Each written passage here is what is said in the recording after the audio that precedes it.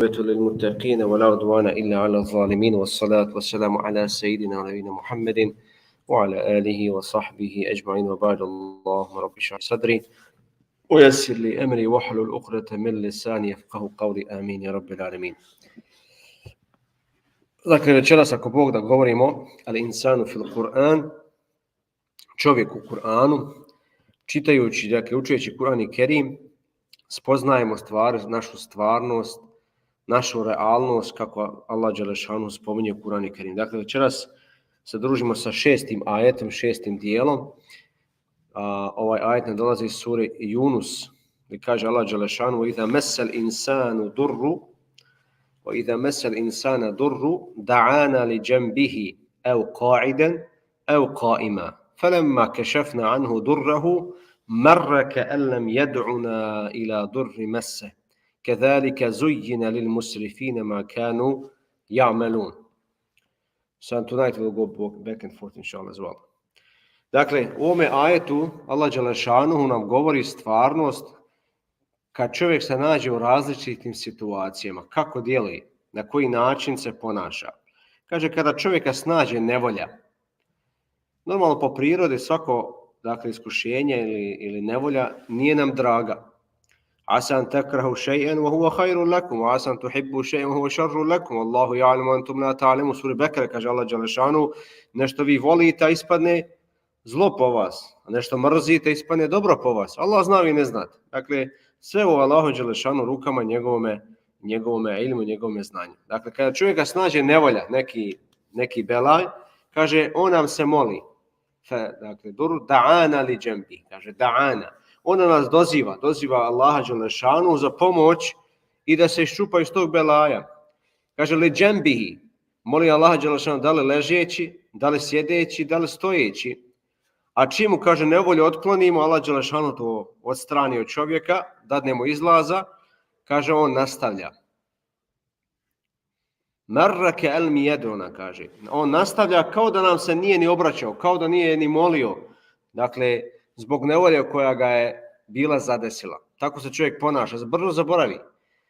I mi smo, recimo, evo, naša situacija, bili u ratu, svašta se preživjelo, međutim, brzo se zaboravi to.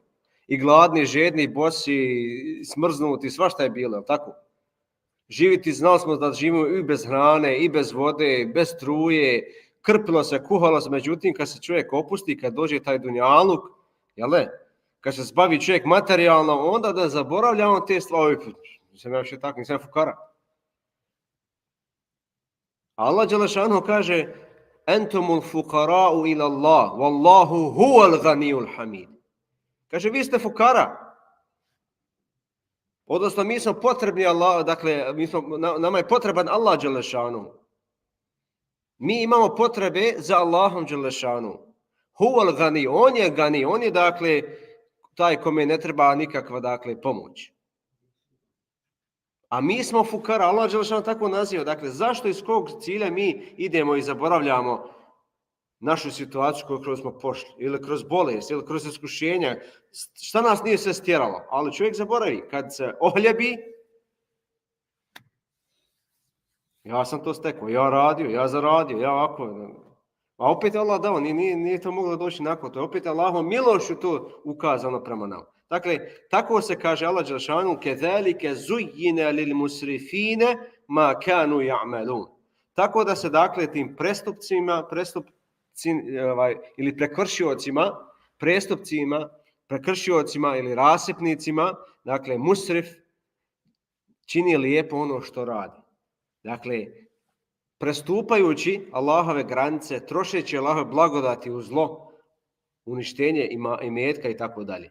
Ovdje što nam je interesantno, nećemo dugo ići oko ovoga ajeta, a riječ nam je zapala za oko musrif. Musrif je, dakle, onaj koji troši svoj imetak zarad jeftinih stvari, radi dunjaluka, radi dunjaluke želje, radi, ne znam, strasti, jeftini neke robe, jer Allah dželešanu taj koji je oskrbio čovjeka sa razumom, dakle, sa čulima koje posjeduje, sa kudretom, sa moći, dao je Allah dželešanu moć čovjeku, pa ako utroši ove blagodati zbog dunjalučke sreće i zbog dunjalučkog užitka, taj je potrošio ogromno bogatstvo i blagodati Allaha dželešanu, dakle, na nešto što je jeftino, nešto što je bezvrijedno. To je musrif. Dakle, musrif, onaj koji prestupa, onaj koji prekoračava Allaha dželešanu i koji rasipa. Musrif. Dakle, svaku granicu prolazi. Nije zabranjeno čovjeku da uživa u dunjaluku u dozvoljenim stvarima.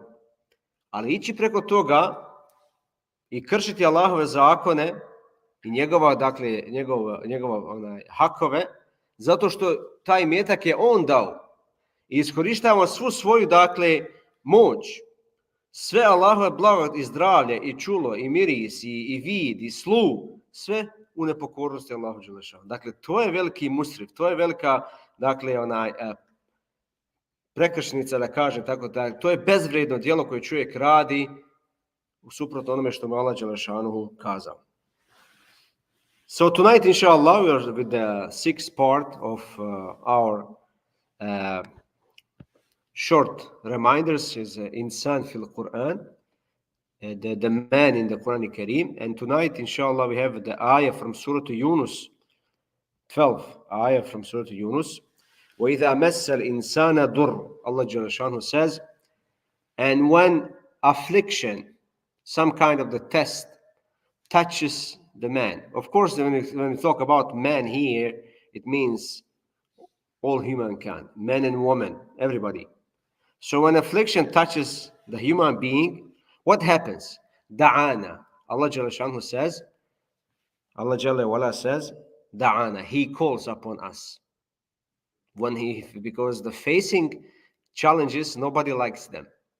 And when we are facing with them, or when we are touched by all these challenges or affliction, so then we return to Allah subhanahu wa ta'ala, we ask Him. He said, جَنْبِهِ أَوْ قَائِدًا أَوْ قَائِمًا. Whether laying down on his side, or sitting, or standing, in any situation. And this is ayah is telling us, no matter what kind of situation you are in, if you ask Allah subhanahu wa ta'ala, respond.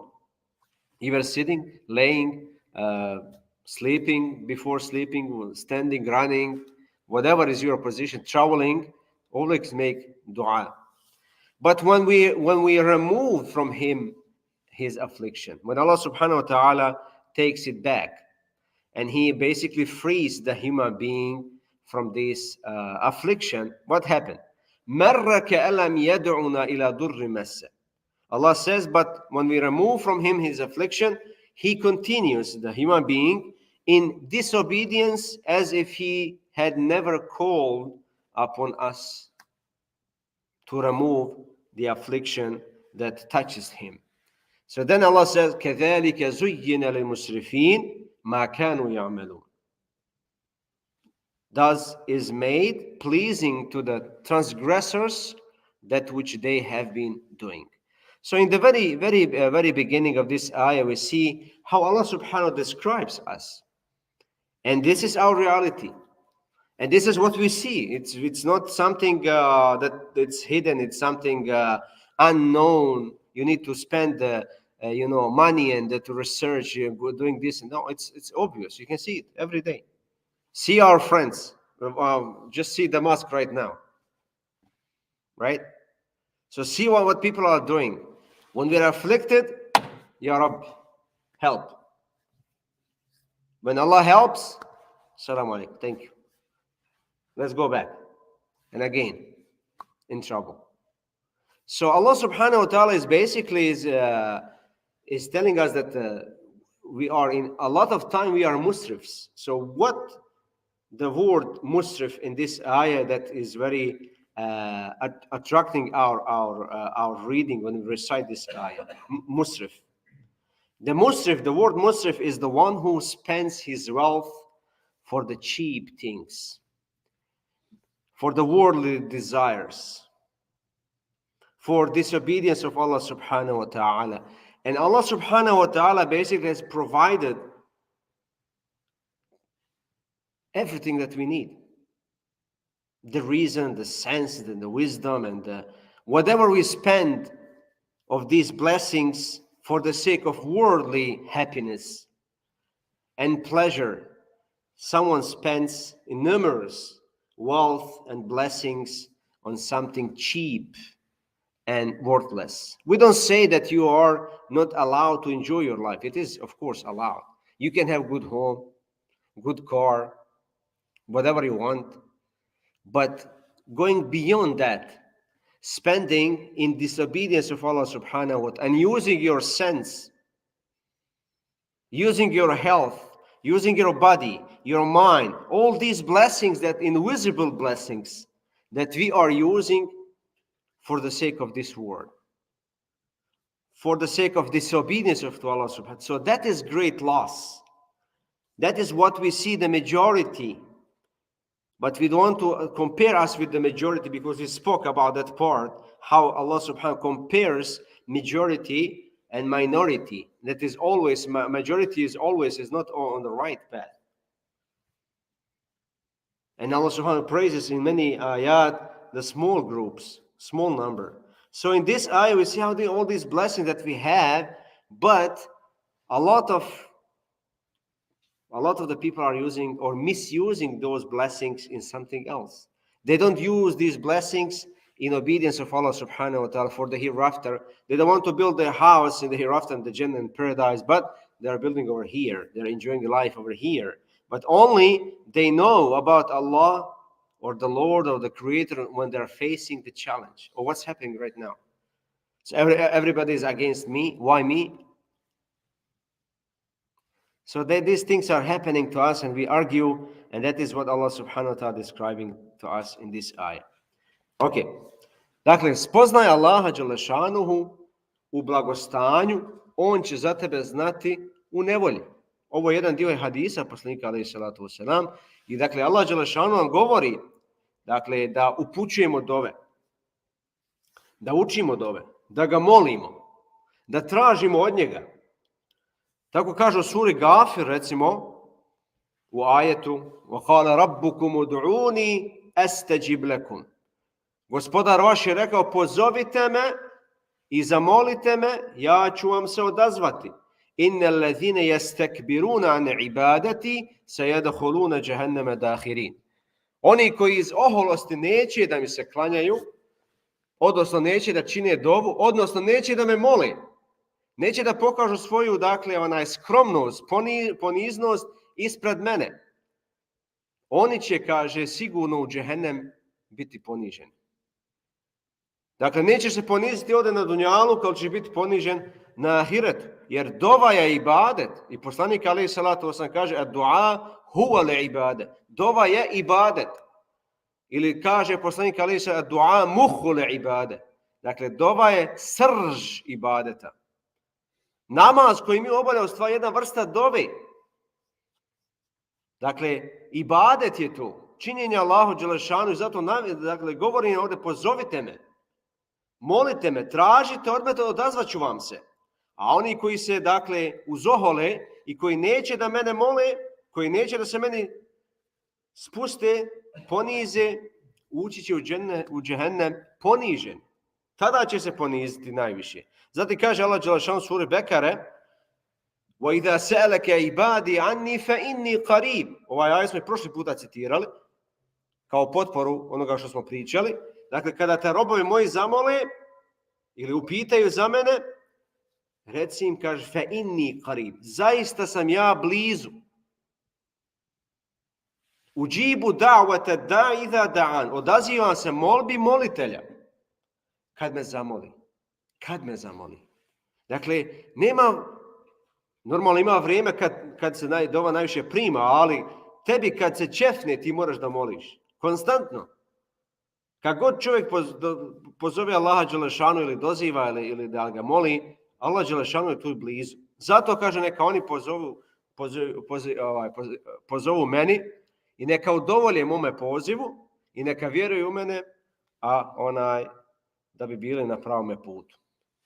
Jedan od učenjaka koji se zvao Ibn Ređeb al-Hambeli, rahmehullah, kaže, spoznaja roba svog gospodara se dijeli, kaže, na dvije vrste. Dakle, da bi abd, spoznao svog gospodara, postoje dvije vrste. Prva dakle, vrsta je opšta spoznaja. To je dakle spoznaja većine naroda, a to je dakle znanje o priznavanju i vjerovanju. Dakle, kad kaže amen to bilo, ja vjerujem Allah, vjerujem poslanike, vjerujem u knjige, vjerujem u objave, u sudnji dan i tako, dakle, vjeruje u to. Međutim, druga kategorija je dakle spoznaje posebnosti, a to je dakle veće znanje, dublje znanje o propisima vjeri. U stvari i zahtijeva potpunu dakle sklonost srca Allahu dželešanuhu. Lagodnost, smiraj, stidljivost od Allaha, dakle stid ga Allaha dželešanuhu, poštovanje prema njemu i tako dalje. Dakle, dublje znanje od ovoga prvoga. I normalno čovjekova priroda je da kad zapadne u lošu, dakle, u loše iskušenje ili neko loš, dakle, ispit, da se vrati Allahu. Dakle, to je priroda čovjeka. Kada zapadne u glib, onda daj čupaj me, vadi me. Doziva Allaha dželešanu. Međutim, isto tako priroda je čovjeka kada se izbavi iz toga belaja da okrene leđa. Samo ustrajni to neće uraditi. Međutim, većina ljudi, ja Allah pomozi mi dok sam hasta, dok sam bolel, dok ovo što imam belaje da se otkloni, čim se otklone, čovjek počne da zaboravlja. I normalno vidite vi, nije to dakle nešto nepoznato, vidite vi svojim očima. Ne treba ovo mi puno nešto da vam govorim primjere kad već i vidite po sebi. Vidite po drugima, po komšijama, po ovome, po onome, šta je sve preživio. Normalno kad čovjek se ohljebi, kad se samo dunjalučki zbrine, onda gleda samo da pozijani. Je li tako? Dakle, kad se čovjek fizički, materijalno ogradi, a vjere nema, šta će raditi? Gleda samo da pozijani gdje god. Samo uzijan. Međutim, zato nam je u stvari vjera ta koja nas hrani duhovno. Ono što nama treba ostvariti da se duhovno uzdignemo, da nas čuva, mi znamo da je to haram, nećemo zbog toga da mi radi Allaha dželešanu. Zato što je to on zabranio.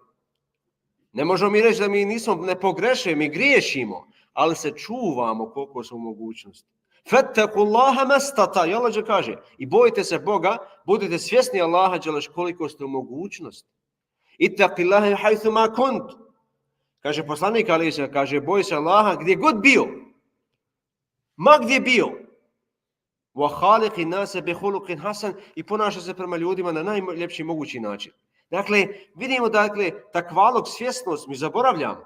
Zato se zove insan, onaj koji puno zaboravlja. Nismo i svjesni konstantno 24 sata. Dakle, dešavaju se kod nas stvari koje mi zaboravljamo. Ne da smo zaboravili skroz na Allaha dželešanu, ali možemo pogriješiti. Zato se i dešava što pogriješimo, što u tom momentu kada griješimo nismo svjesni. Onda kada smo mi svjesni, što se desi? Vela hala pogriješi. Vela hala učini grijeh. To be Arabe, to vidiš dva izlaza. Dakle, sam sebe čovjek počne da kori. I to je ona dobra duša. Levama koja čovjeka kori. Što si pogriješio, bola? Pa sram te bilo, znaš da Allah dželešanu gleda. Dakle, čovjek se počne da vraća. U tom momentu je svjestan, ali dok je uradio taj grijeh, nije. U tom momentu. Dakle, nije uslov da zaboravi čovjek, eto nema to, be Arabe, ne misli čitav dan na Boga. Ako klanja 5 vakat namaza, sjetit će se. Ali u tom momentu dok čovjek griješi, trenutno nije dakle svjestan. Dok ne uradi, kad uradi, onda počne sam sebe da kori, prizna svoj grijeh. Dakle, da čovjek prizna svoj grijeh i to je jedna vrsta teobe, jedna vrsta pokajanja. Pa molimo Gospodara nam oprosti, nam se uputi na pravi put. Amin. So tonight, the last part that I want to share with you is know about Allah subhanahu wa ta'ala in prosperity. He will know about you when you are in trouble. Sometimes it goes vice versa. But usually when people forget about Allah is when they are materialistically gathered and they are well prepared. That is when the case starts that belief or faith or something called God is a little bit pushing out of the lives of the people. So Allah subhanahu wa ta'ala is telling us to make supplication, to make dua, to pray to Him. That is what we find in Surah Al-Ghafir when Allah subhanahu wa ta'ala says, and your Lord says, call upon me. وَقَالَ رَبُّكُمُ ادْعُونِي. Ud'u means dua, make dua. Call upon me. What he says, أَسْتَجِبْ لَكُمْ. I will respond to you. Indeed, those who disdain my worship, or those who reject my worship, will enter hell or humiliated. Maybe it's easier word. So basically the dua is ibadah. Because the Prophet ﷺ, dua huwa al-ibadah. He says, dua, supplication, or making dua, that the dua that we raise hands, it is ibadah. And he said, a dua mukhul ibadah. Dua, the supplication is a, what do you call it? Essence of ibadah. Essence of ibadah. So basically, our prayer that we do 5 times, it is dua. In its meanings, linguistically, when we look, it's dua. But it has specific movements, specific words that we have to say. But it is dua. So basically, the dua who doesn't want to call upon Allah subhanahu wa ta'ala, who rejects to make dua to Allah subhanahu wa ta'ala, and humiliating himself here in front of him in this world, with the humiliation and the hereafter, he will enter to hellfire. Allah subhanahu wa ta'ala will humiliate that person in the hereafter. Because they are mutakabbirun, those who are proud of themselves. They don't want to raise hands. They don't want to ask Allah for help, because they think they are most powerful with their money, with their knowledge, with their whatever is case might be. They don't want to. They are rejecting completely to face Allah subhanahu wa ta'ala and to acknowledge their powerless, their weakness in front of Him to make dua. So those will be humiliated in the hereafter, and they will enter hellfire.